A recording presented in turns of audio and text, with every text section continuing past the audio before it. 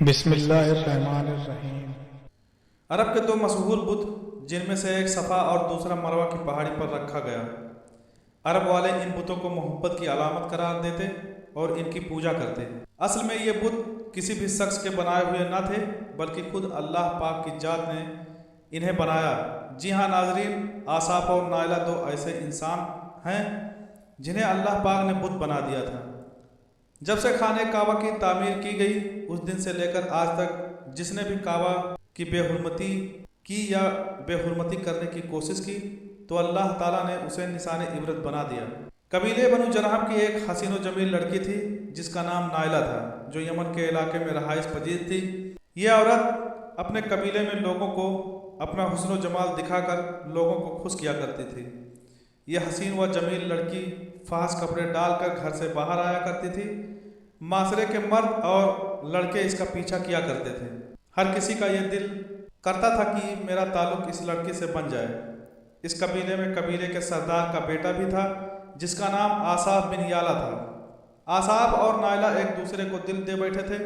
یہ محبت بہت ہی جلد جسمانی جذب تک جا پہنچی تھی۔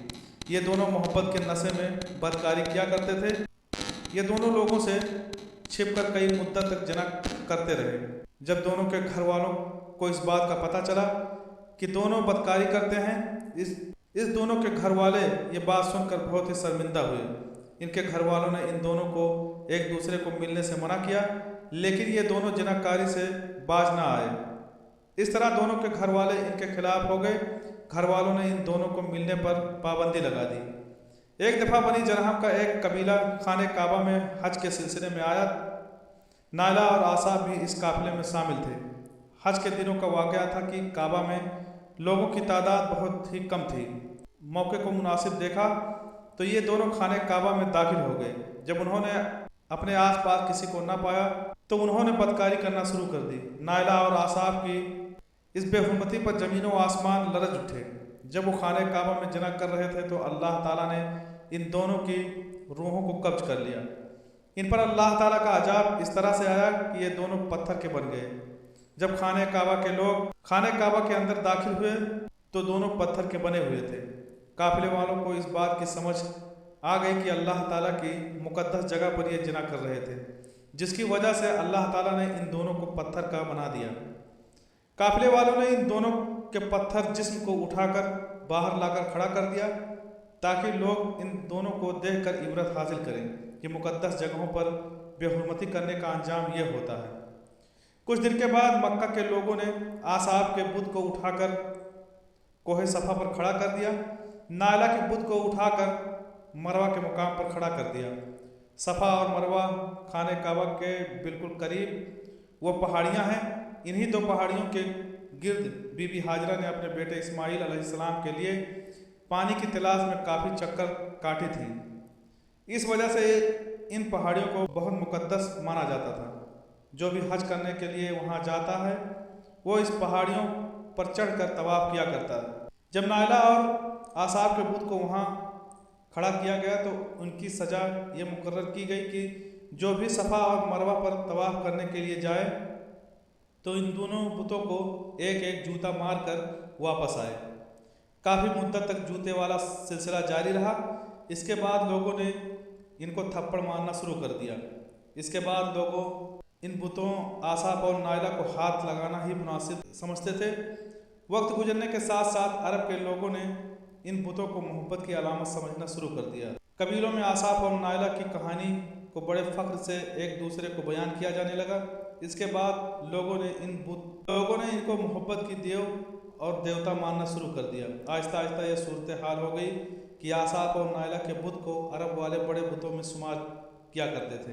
آصاف اور نائلہ بت کے عرب والے اتنے پاگل ہو گئے تھے کہ وہ ان پر منتیں مانگتے تھے، ان بتوں کو سجدہ اور قربانی بھی دیا کرتے تھے۔ حضرت زید بن حارث سے مروی ہے کہ جاہلیت کے زمانے میں مشرکین مکہ بیت اللہ کا طواف کیا کرتے تھے تو آصاف اور نائلہ کے اس بت کو ہاتھ لگاتے تھے۔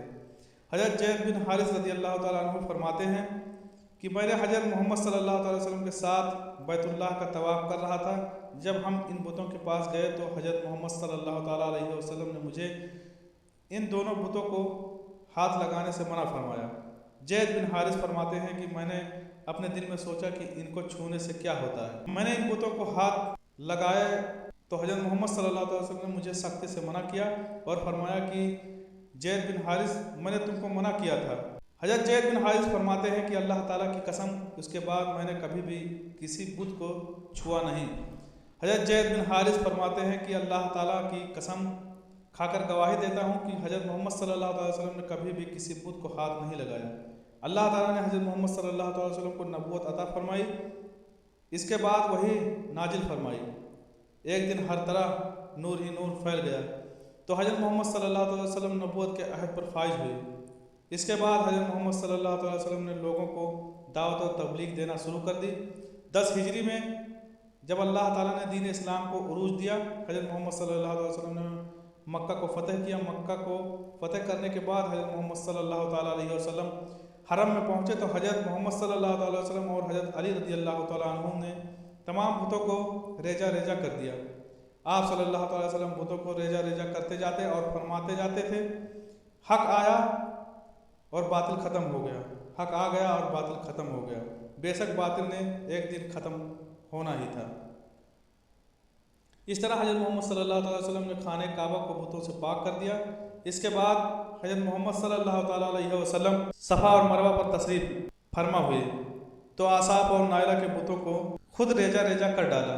हमने देखा है कि लोगों ने आसाफ और नायला के बुत को बतौर इबरत के लिए सफ़ा और मरवा पर खड़ा किया था, लेकिन शैतान ने लोगों के दिलों में इस तरह से वसवसे डाले कि लोग आसाफ और नायला की इबादत करने लगे। इस ज़माने के लोग बस नायला और आसाफ के बुत की पूजा ही नहीं किया करते थे, बल्कि इनकी कहानी को बड़े फ़ख्र के साथ एक दूसरे से बयान किया करते थे। ये बुत इसलिए खड़े किए गए थे कि लोग इन बुतों पर लानत भेजें कि इन्होंने अल्लाह ताला की मुक़द्दस जगह पर ये बदकारी की। लेकिन अरब के लोगों ने इन दोनों बुतों को मोहब्बत के बुत का दर्जा दे दिया और इनकी कहानियों को बड़े फ़ख्र के साथ बयान करने लगे। आजकल के जदीद दौर में यही बात है कि जो कोई बंदा संगीन जुर्म करता है तो लोग इसको बड़े फ़ख्र से हीरो का दर्जा दे देते हैं, जो कि सरासर गलत है। अल्लाह ताला से दुआ है कि अल्लाह ताला हमको नेक काम करने की तौफीक अता फरमाए। आमीन या रब्बुल आलमीन।